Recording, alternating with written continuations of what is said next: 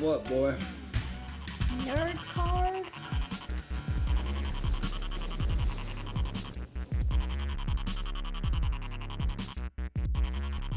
You want a cookie? The hell in my face. Asshole. What? You heard me. Move, bitch, get out the way. Get out the way, bitch, get out the way.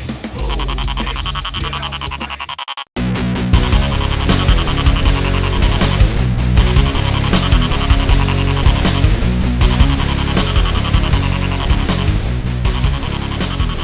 Hello and welcome to the Nerd Card. I'm Phil. I'm Chuck. And today we will be discussing an underrated movie. Yeah, for sure. A superhero movie. Yep. And one that kind of hit at the beginning of the superhero craze. Yeah, I mean, it came out, a year or two before Iron Man? Same year. year. It came out in 2010, or it was 29? It was 2008. I can talk. Okay, 2008. All right. 2008. It actually came out 2 months after Iron Man. Okay. Amazingly enough. What we're talking about here is Hancock. Hancock. Yeah, Hancock. Bad guys. Yeah, I'm wearing a Hancock shirt. Would you want a cookie? I mean, kind of. Pretty much, yeah. Because Hancock is he's your anti-superhero, right? Yeah, I mean, if you're going to have an anti-hero superhero, Hancock's probably the first one that we've seen on the screen. It probably is. You know, there's going to be more coming. Your guys like your Black Adam. Sure. Will be coming out here in the near future. Well, I don't know how near future, but coming out in 2022, I do believe. Yeah. Is that kind of vein? Hancock is a good guy, but he's kind of an asshole. That's mentioned a couple of times. Actually, Hancock is called an asshole 18 times in the movie. Asshole? They fucked you up, all right? Il is an asshole. My papa says you're an asshole. That's not really a nice word to call a person, is it? Why asshole? You're gonna stop calling me that. Asshole. That's not my name. Asshole. Call me an asshole. One more time.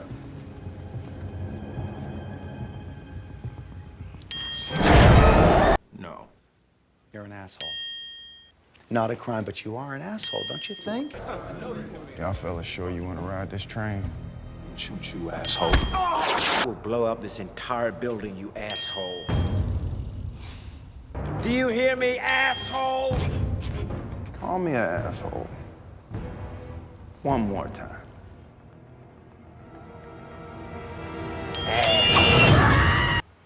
Now let's make it happen, asshole.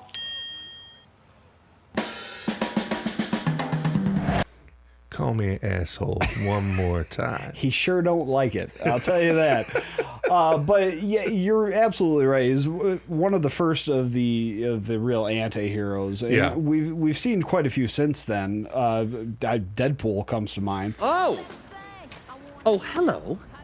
I know, right? For sure. And Hancock's a movie I think that's a little bit before its time. Oh, certainly. If it came out now, like we talked about when we were watching it, it would be received, I think, better than it was when it came out originally. I agree entirely. The climate just wasn't there for that yet. Iron Man hit 2 months earlier, too. That couldn't have helped. I mean, Iron Man was still probably burning it up at the theaters. It was doing really well. And it was, again, Iron Man is the first Marvel MCU movie to go big. I mean, The Incredible Hulk came out first, but it didn't do nearly as well as Iron Man. Sure. Iron Man's what really kicked it off. Truth is,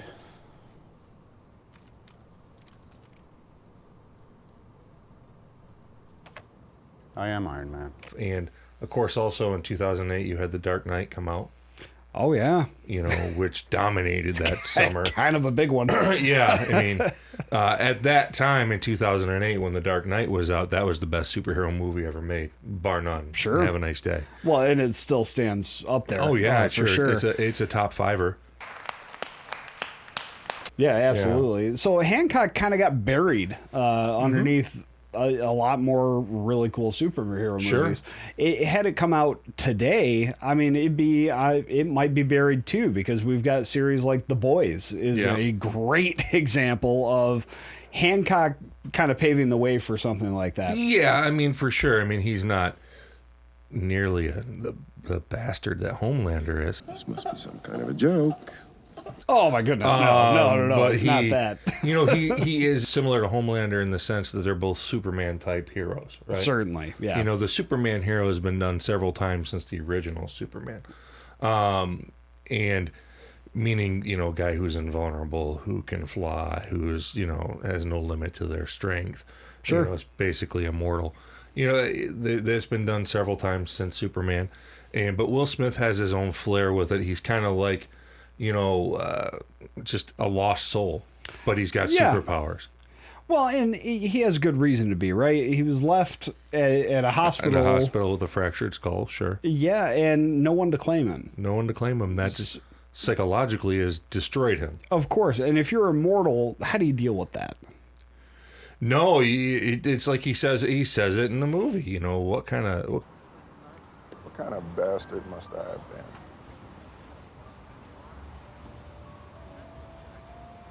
And nobody was there to claim me. Of course, we find out later on that there was a good reason for that, of course. And that was Charlize Theron's character, Mary. Yeah, she's his opposite. Call me crazy. One more time. Cuckoo. Except the problem with these, and the interesting twist in this movie, is when the two parts that are connected together that want to come together, when they're around each other, they lose their immortality and their powers. Right. Which leads to the end of the movie where Hancock tries to, get away so that they can both survive. But we're getting way ahead of ourselves, right? For sure. Because the crux of the movie is that, of course, Hancock is this unlikable superhero. He just kind of does things how he wants to do them, right?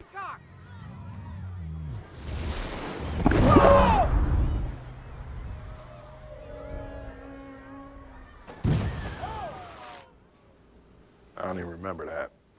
Yeah, and they actually hit on a point that then Marvel hit on many, many years after, is the damage to the city and all the different issues that they've caused. I mean, they, in the Marvel universe, that becomes a big part of Phase 3 with the Civil War storyline. Absolutely, yeah. And the Sokovia Accords. That's all part of, what for all the good is all the good that superheroes do offset by the bad that they do. Enhanced individuals who routinely ignore sovereign borders and inflict their will wherever they choose, and who, frankly, seem unconcerned about what they leave behind. Right. And in this movie, in Hancock, they kind of addressed that right on the front of it, because they talk about what he's been 600 appearances in court he didn't go to. Yeah, exactly. 500 lawsuits, whatever the numbers are. And he's got beef with Greenpeace. He's got beef with everybody. With everybody. And, he's this superhero that you can't really do anything about it. Sure. What are you going to do? That's what then Ray, his Charlize Theron's Mary's husband in it. Mm-hmm. Second husband, I guess she has two husbands in it. Yeah, really. Her current husband, who is also Hancock's PR rep, then doesn't know any of the past, and neither does Hancock at this point. Sure. But that's what he bases his whole crux of it around, is this, that he's going to go voluntarily because they can't make him.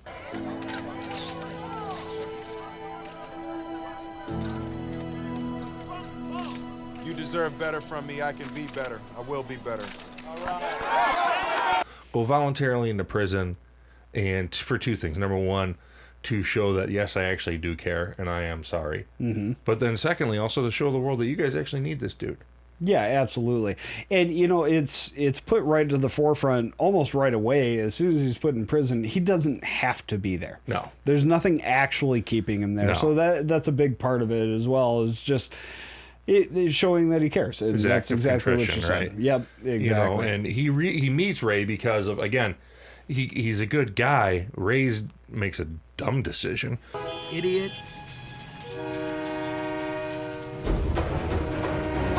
Don't park on train tracks. Yeah, don't park on train tracks. There's a reason they say that. It's dumb. Ray's parked on a train track. A train is coming. Hancock comes in and saves him. Now, instead of doing the obvious, which everyone tells him, Yeah, he could have gone straight up. Right, why didn't you know, he smashes the train, and the train backs up and smashes all the cars. But, you know, he saved Ray. Yep. Didn't have to. Just saw a bad thing happening and decided to intervene. Yeah. And, you know, and then that really strikes Ray, who's having a bad day. And, you know, says, you know what, I can do something for this guy. And it all kind of just comes together. Exactly. Now, I will say, watching this movie, and I've watched this movie a ton of times. Yeah. I've seen it a bunch of times since it came out. And I really think tonally, the first half of the movie and the second half of the movie are completely different. Yeah.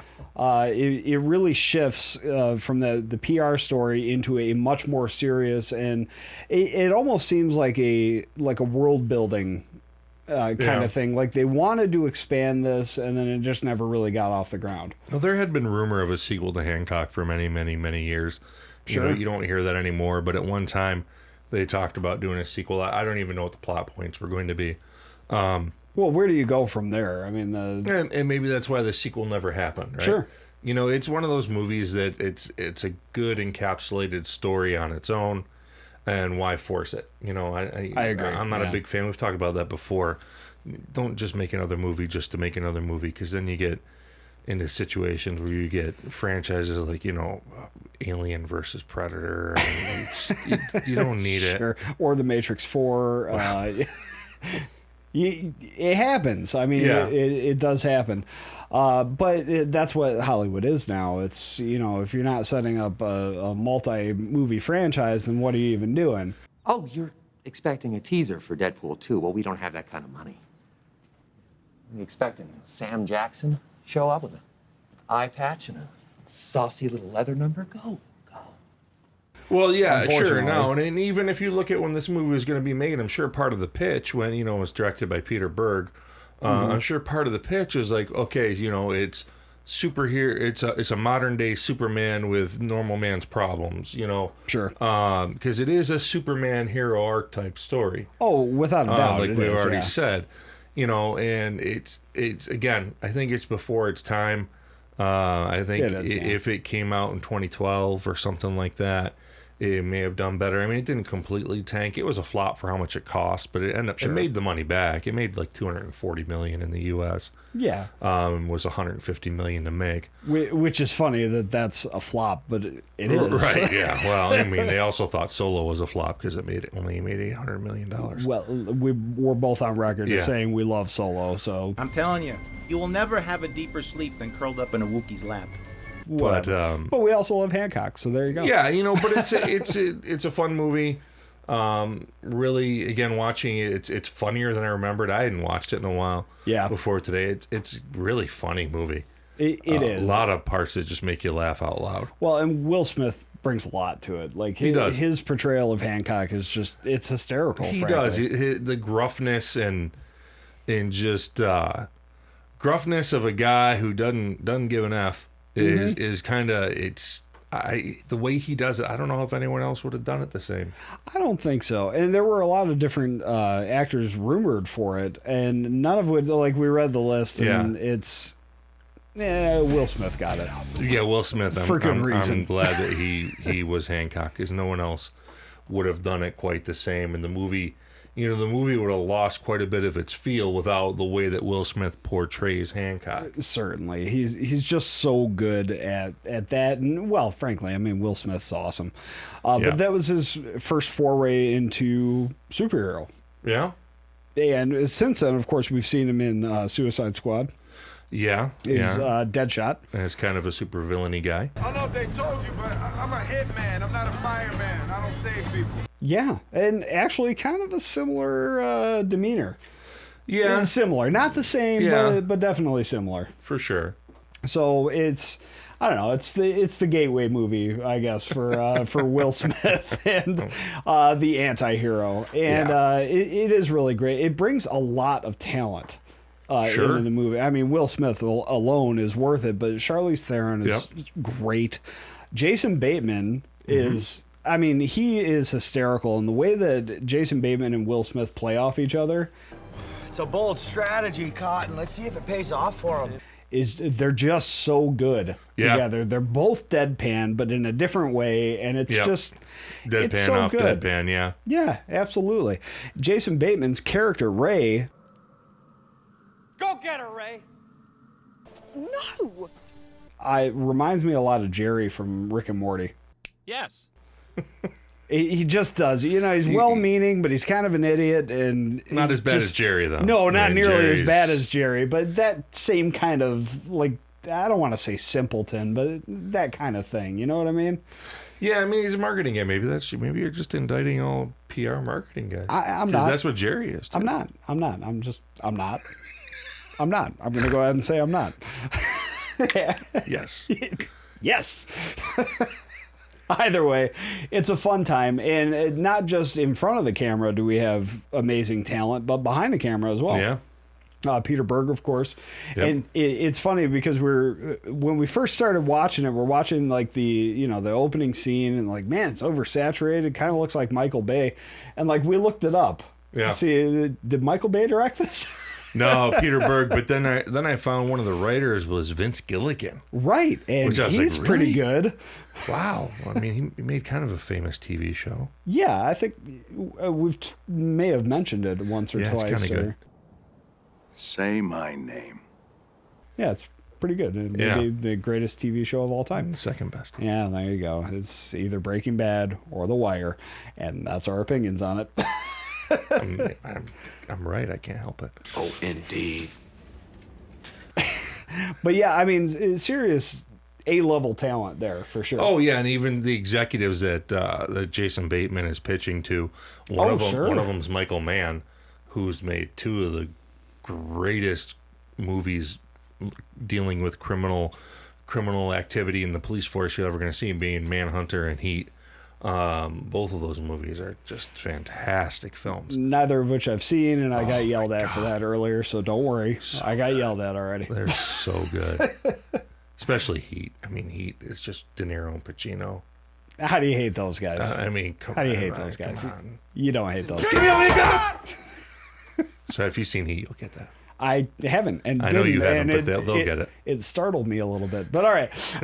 Either way, Hancock is it's a fun movie. It's a lot of fun to watch. Gets a little serious towards the end, but then it really is just a really good collection of great talent that came together to make a movie that didn't hit at the right time. No, and frankly, it might just be best as a one-off. It's good as what it is contained, Sure. and I think if you did a sequel and didn't do it well and didn't, it would just take away from it. You'd ruin it, right? Yeah, I agree entirely.